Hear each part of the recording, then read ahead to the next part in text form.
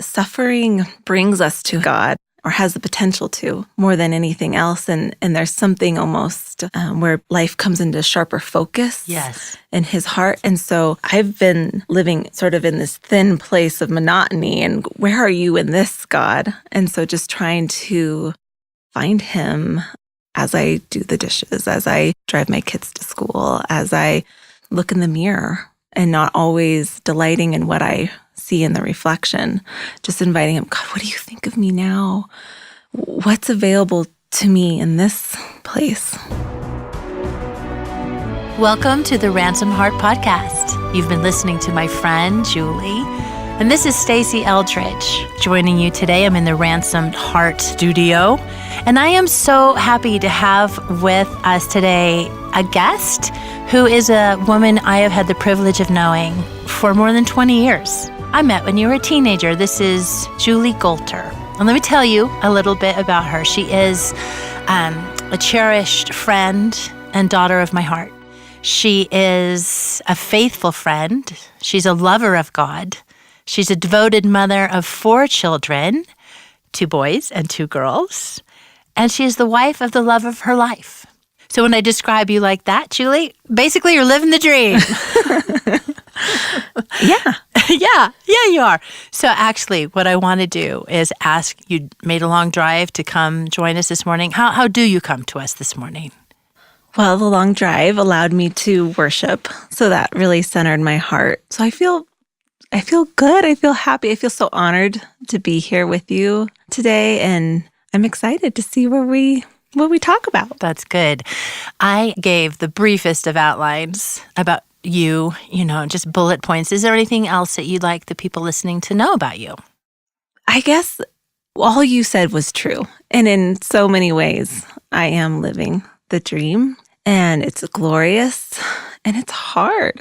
It is challenging. And so I don't want to give any false pretense that I have it all together or I have anything figured out. I'm grateful that I have a heart that is fully his, and that has allowed me to navigate life's challenges in this season of fulfilled dreams. It's both. And so, I just want to let everyone know I don't have it together.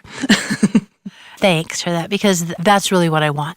I want to talk honestly about our lives, because the truth is that we are the beloved of God. We are held in his gaze, and that is the cause for us to have defiant joy.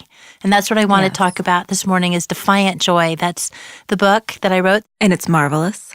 Julie got an advance copy. So thank you. I want to read you something from chapter 1. Wonderful. I write, ignoring reality does not breed joy. Pretending that what is true does not exist is not holy defiance. The seeds of joy are firmly planted in the pungent soil of the here and now, while at the same time being tethered to eternity.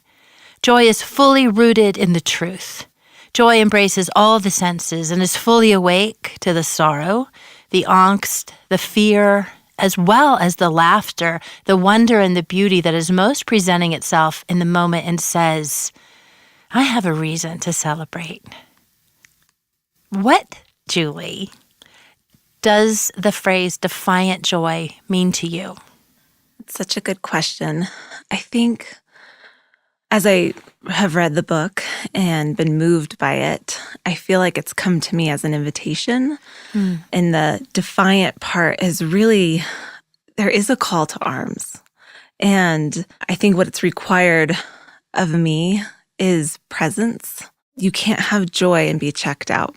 And you can't have joy and just be going through the paces. And so for me, the invitation of Defiant Joy has been an invitation to be fully present and awake to my life. Yes. And that has actually been the greatest challenge, but the greatest reward has come through rising up to claim my birthright in Defiant Joy. Oh, that's so good. What's been challenging? Well, I think thankfully we've kind of found our way back to fall, but I think I got really thrown. I was so looking forward to summer and just kind of a break from pick up, drop off. And then I realized, all the togetherness and all that breeds. Right. And I just found myself in a hard place this summer, kind of floundering without a lot of structure with my kids. And I just wasn't full of joy. And truthfully, Stasi, when you invited me to this, the email came at such a time where I felt so disqualified. I was like, how could I possibly have anything to contribute on a podcast about Defiant Joy when I am like in the thick of it? And it wasn't so much the circumstances of my life, because I feel so blessed. Like you said, it was more with this internal reality and this internal battle going on inside of me that I just felt like I'm not enough to meet my life. And it was robbing me of so much joy. And it was making it hard to get out of bed in the morning. And just so that it's more that kind of hard that I was facing, particularly of my life is beautiful. Why do I feel so wrong in it? Anyway, the disqualification came, and then God came too with an invitation of like, this is possible. You can live more. And it required me separating what's true from what's most true. And really, Defiant Joy is an invitation to live out of what's most true. Yeah, you just related to every single person that's listening right now. So for clarification, how old are your children? I have my Gracelyn Rose, named after our Stacey Rose, is 7.5. Hartley Faye is 5.5. My Wilder will be 4 tomorrow, and my Gunner is 17 months. Okay, big sigh right now. Like that helps paint the picture. I remember those years, and I would love to say vividly, but you're sleep deprived, and you're being pulled on every moment. What is required of you is intense. I remember the quote that says, "It's one thing to be one thing to many people. It's a whole other deal to be everything to one person." And there you are being everything to 4 people. So for me, it took me to the mat. Yes. And those places of coming to the end of myself. Mm-hmm. And it seemed to me that when I was at my weakest, my children needed me more. Indeed. Like they sensed something. Blood in the water. Right. So your one sentence that you go back to, I know you well, and I know your walk with God, and you're a deep lover of Jesus, and you have fought through much in order to be able to stand in the truth. But like all of us, like me, there are still times when the tidal wave comes of something happening in our life, or nothing happening in our life. but the wave of, it can be self-contempt. Mm-hmm. It can be a historic vulnerability where the enemy comes in and goes, you're never going to have it. And that's rough. That's where the invitation comes, like you described, to say, when you said what's true and what's most true, what did you mean by what's true? I think there's just circumstantially things that can be going on in your life, and it's true. Like, things are required of me. I must do laundry again. I must feed my family again. The monotony, and those things are true. But if you focus on that, the lie comes that that's what's most true, and it's not at all. There's a deeper reality, a deeper grace to life, that joy is available, not just when circumstances allow, like a birth of a beloved baby or a birthday celebration, but like as you're folding the laundry, there's a grace and God's presence is available to you. And I guess he's just been inviting me to have eyes to see him and invite him into my ache, to invite him into my desperation, to my longing, to meet me there, and to know like who he is in those moments and who I am as his. Yes. It's where life is lived. He wants to meet us. And how is he finding you, Julie? Oh, he is so good at finding me. I'm so thankful. I had the just fun opportunity to take my 2 girls to Seattle with my sister-in-law right before school start. It was just like a city I love, and we've never done a girls trip, and so it was so fun. And we got to stay with some friends who live on Mercer Island. It's just beautiful, this verdant landscape. And I was sitting out on their porch looking at the water. And all of a sudden I'm noticing like this hydrangea bush that is gigantic and rose bushes that are profuse. And I'm like, I have those hydrangeas at home. They're scrawny and just dying. Anyway, what he was doing for me in that moment was showing me environment matters, that climate matters. And I felt like for him to speak to me, Julie, what can you do to create an environment and a climate for your heart to thrive like these hydrangeas are in Seattle and they don't in Colorado, or mine don't. And I realized right then, so much of what he was inviting me to was to create an atmosphere and cultivate an atmosphere of joy in my home. And the irony of that is I love silence. I love order, cleanliness, and I don't have any of those things. And so for me, so much of my turning my gaze towards cultivating an environment of joy has required so much surrender, of just letting go of my preferences and a lot of the striving that I create on my own to have a home that's clean. They undo it faster than I can do it. So it's just been, an invitation to create an atmosphere of joy, which has required releasing so much on a day-to-day basis. That's so good. Yeah. That's so key. I know we all have ideas of what it will take. I know what I like, places where I actually do flourish. Oh. And so often, that ain't our reality. And like on any given day, on every given day, there are things that fly our way that we would prefer not to fly our way. A phone call comes, an email comes in, a request comes in. I don't know a day that one doesn't. And then there's my own life of you mentioned just looking in the mirror, particularly for women, but for men too, to have that experience and not have it then laden with judgment and what you're not and what you ought to be. But I talk in the book about the difference between circumstantial happiness and joy. Yeah. Because the circumstances will take you for a roller coaster ride. There's there's the birthday party day. There is the day when a friend actually calls you and they say something nice to you. And then there is the day when the friend calls you and they have an issue that they want to talk with you about, which, we just say, oh, good, an opportunity to grow. Yes, God. And those are the mild things.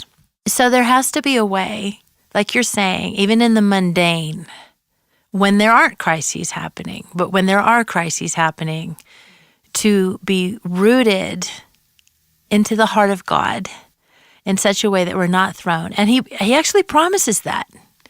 I mean, we've got these commands, invitations, rejoice in the Lord always. Again, I say rejoice. And honestly, that requires a maturity and a steadfast choice to press in. And that's why there's the word defiance. And I think there's something really in us that is defiant. Absolutely. And I know that men are created as warriors, but women are warriors too. And we are fierce on behalf of others. And to learn that we need to be fierce on behalf of ourselves in order to be fierce on others' behalfs is an important lesson.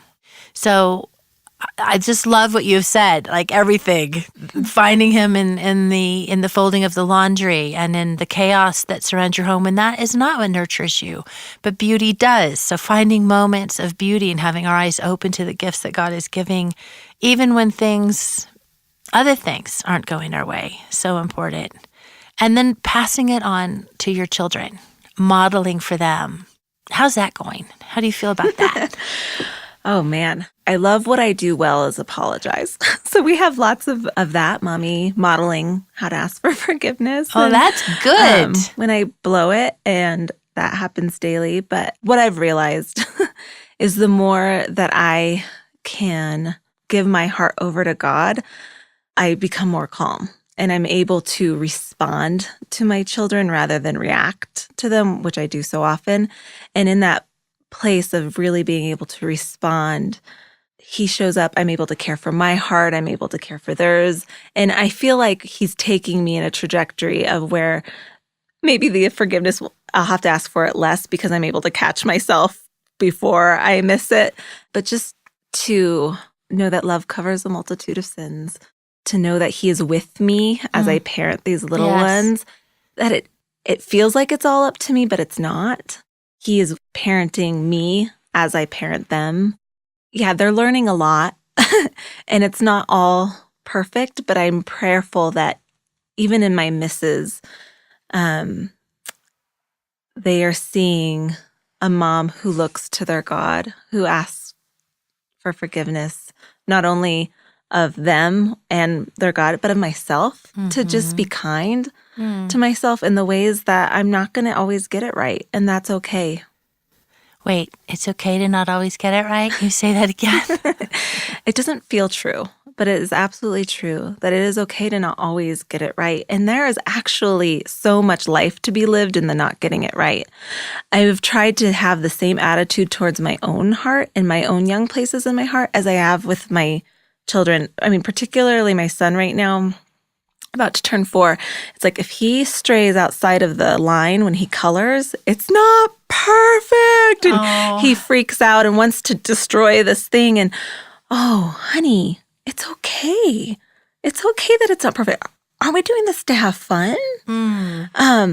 And it's okay because, Mom, why didn't you go out of the lines? Well, I've been coloring a lot longer than you have. Just this, mistakes are okay. Yeah. Not getting it right is okay because it's our friend and it's our teacher. And so the same lesson for me, it's bigger than not coloring within the lines. But, oh my gosh, God's heart for me, it's okay. It's okay. It's okay. You'll get there. I love the mercy. Yeah. There is mercy. So you're just talking and I can feel my heart start burning in my chest. This is truth. This is what roots us and grounds us in Christ, because to know that he doesn't look at us with this cropping stick saying, get it right, get it better, but his invitation is a pursuit of our heart and to know him, that he just is smitten. Absolutely. Julie, you said in pursuit of your own holiness. Yeah. And so I love getting ideas from other people about how they do that. So do you have daily things that you do to do that? Or do you long for those? I long for those. And, it's interesting because I feel like there is such a mercy bless the woman who gets up while it's still dark and everyone's asleep and has her quiet time. And that's not me. But I bless her, that is. Brushing my teeth, just these prayers. Car time is really precious. For me, worship, if everything's falling apart, but I can actually muster my heart to find a song that draws me back to the heart of God, it's an anchor to then draw my heart back to gratitude, which then ushers in the joy. And so it's simple. There's no formula for me. But if I can just walk outside and look at something beautiful, and then my heart's found again and I can find my way back to God. So there's nothing profound. It's just sometimes survival, but how can I find him and find my way back to my heart so that I don't feel so frantic or alone or whatever is coming at me in the moment. That is so good, to make choices in the moment, to flick your gaze his way is so powerful. Something else that you said, I talk about in the book when you said a posture of gratitude. Yes. So then I can have joy. It's actually the key to having joy is possessing a heart of gratitude. And that's something we can cultivate. Absolutely. I think it's crazy the way God made us. In fact, that our brains are wired in such a way that without being in a posture of gratitude, we cannot experience joy. We can't feel it. And so one of the things that I do is the simplest things of what am I grateful for, to catch my own heart when I'm in a place where I'm struggling. And things aren't going well. And yet I know that my birthright is joy, that we have a God who rejoices over us with singing every moment of our lives and before time began. So he is a joyous God who's not wringing his hands. He's not worried. So for me, a simple thing is just beginning to tick off things that I like or what I'm thankful for. And it can be a very small list or a long list. But once you prime that pump, it starts growing. Even for me, I love coffee, I'm grateful. Okay, maybe you're not a coffee drinker, but I got a coffee in front of me right now. No, I'm well caffeinated. Thank you for coffee. Thank you for the smell of freshly mown grass. Thank you for the leaves that are turning their magnificent colors right now. And it begins this shift, this posture in my heart to align with what is steady and what is true. Our circumstances change, but the character of God doesn't.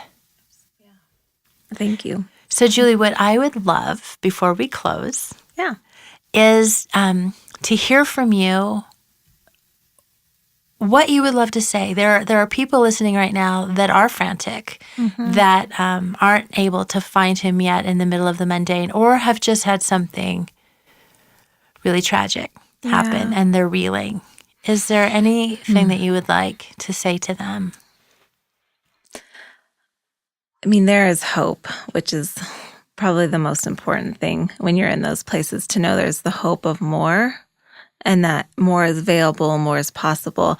One of the things you talked about in the book that so resonated with me in just this season is you talked about things that are hard, that joy is going to be opposed. And, it is hard to have a difficult conversation with a friend, but it's harder actually to allow resentment to grow and bring separation.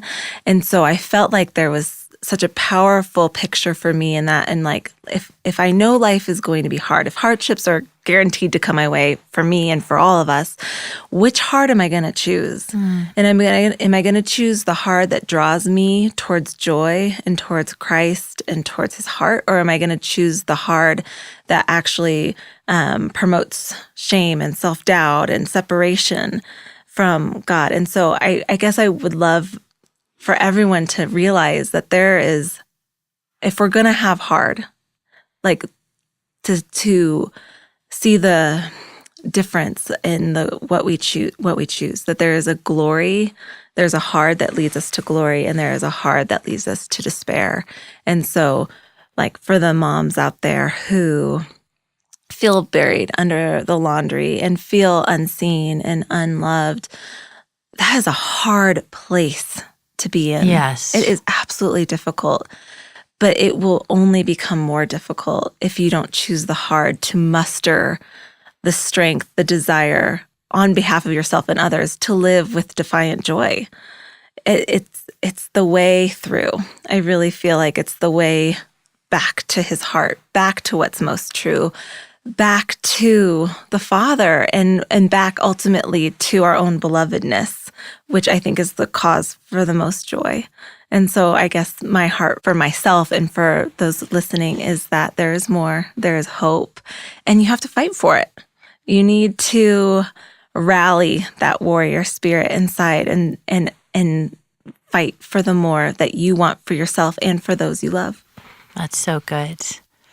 And I want to just add a little something to that for those that are feeling so weary and are fighting on so many fronts, whose gut reaction is, oh, great, I have to fight for more. My heart just can hurt on behalf of that. So what I would encourage you to pray is, Jesus, come be my strength. A simple prayer, the simplest prayer, and I think one of the most powerful, is help. Yes. Help me, Jesus. He does help, and perhaps not in that precise moment, but he is forging something deep and golden within us as we, by faith, just continue to cry out help, because he does come. He is a faithful God, and when we turn our gaze from circumstances that are dire or heartbreaking or just mundane and tiring to his face, to ask him to reveal the truth to us of, who are we to you, God? Remind me once again that you invaded all of the earth to come and rescue me. Because why? Because you love me. The truth is I am loved at every moment of my life, regardless if I am soaring and think that I'm doing it so well, thank you, Jesus, or I am failing miserably. It has not changed my place in his heart. And then we can know a defiant joy. Thank you, Julie, so much. Thank you for being with me. You are a joy. You're one of mine. I'm so glad. And this is such a gift to, take a break from momming and come down and get to have a complete conversation. Yes. It's fabulous. Yay. And validate that you have so much to offer. Thank you. So thanks for listening today. And I hope that you are provoked, enticed, allured to defiant joy and to diving in and pressing in and discovering the more that God has for you. Thank you for joining us. Again, this is Stasi Eldridge. Thank you, Alan, for being here. And he's making lovely hand signals and smiles, which is so great. And Julie again. So join us next week. Ransom Heart Podcast. Have a great day.